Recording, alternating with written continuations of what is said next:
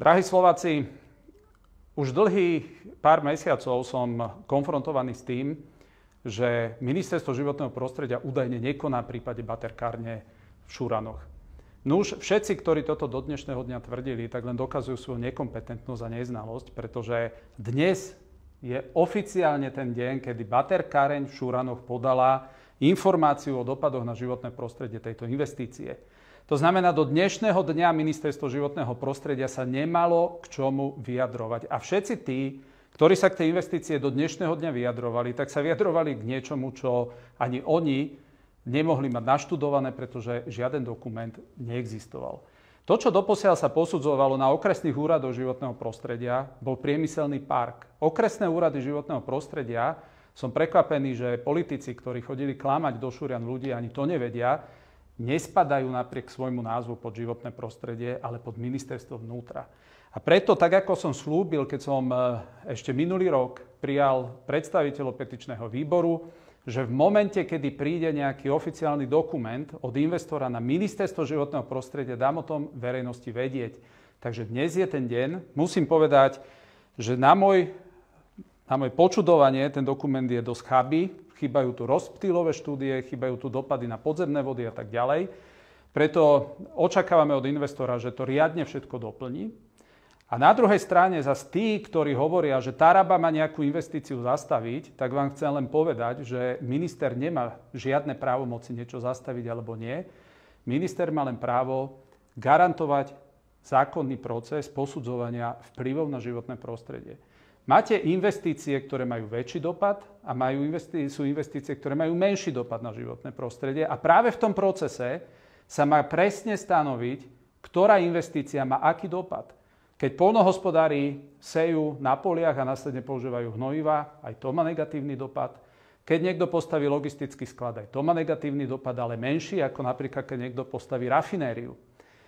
Tí, ktorí tvrdia, že do mesta Šurany za žiadnych okolností nemá ísť žiadna investícia, pretože tam je úrodná pôda, tak v mestách Šurany a na ostatných lokalitách Južného Slovenska stoja napríklad nákupné centra, ktoré sú na úrodnej pôde, sú tam benzínové pumpy, stoja tam domy, sú tam cesty a tak ďalej.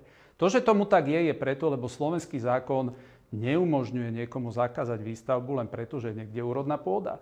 Na najúrodnejšej pôde napríklad stojí automobilka Stellantis, niekdajší Peugeot v Trnave, tiež na veľmi úrodnej pôde napríklad stojí Volkswagen. A to sú všetko investície, ktoré mali a majú riadny posudzovací proces za sebou. A preto to, čo chcem garantovať, že každý jeden občan Slovenskej republiky, ktorý priamo alebo nepriamo má byť touto investíciou dotknutý, bude mať možnosť sa riadne so všetkým oboznámiť a vyjadrovať sa.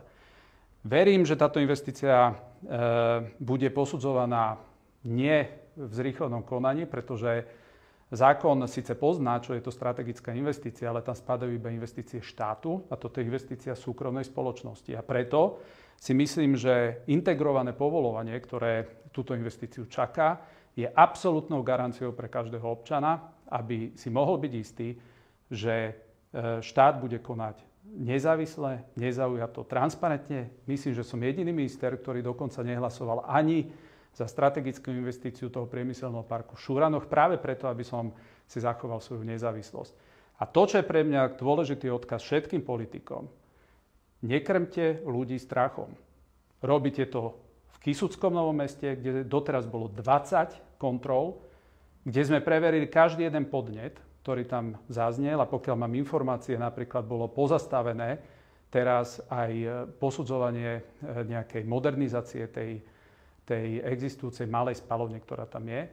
Ale rovnako môj odkaz je aj všetkým starostom. Ak nechcete nejaké investície na svojich územiach, tak si upravte územné plány, aby to nebolo možné. Neschovávajte sa za sukne alebo za nohavice politikov, ktorí sú v ministerských funkciách, o ktorých viete, že nemajú túto právomoc. My nemáme právomoc vám niečo prikázať ani zabrániť. To môžete vy cez svoje územné plány, cez svoje mestské zastupiteľstvá. A preto, ak Šurany nechcú nejakú investíciu, nech sa páči, zmente si územné plány tak, aby nebola možná. Ministerstvo životného prostredia, tu nie je boxovací mech, do ktorého si každý bude kopať podľa toho, len aby sa schoval za svoju buď nevedomosť, alebo za svoj alibizmus. My sme tu na to, aby sme posúdili bez ohľadu na to, kto je investorom, každú jednu investíciu v súlade s platnou legislatívou, ale aj smernicami Európskej únie a tak tomu bude aj v tomto prípade.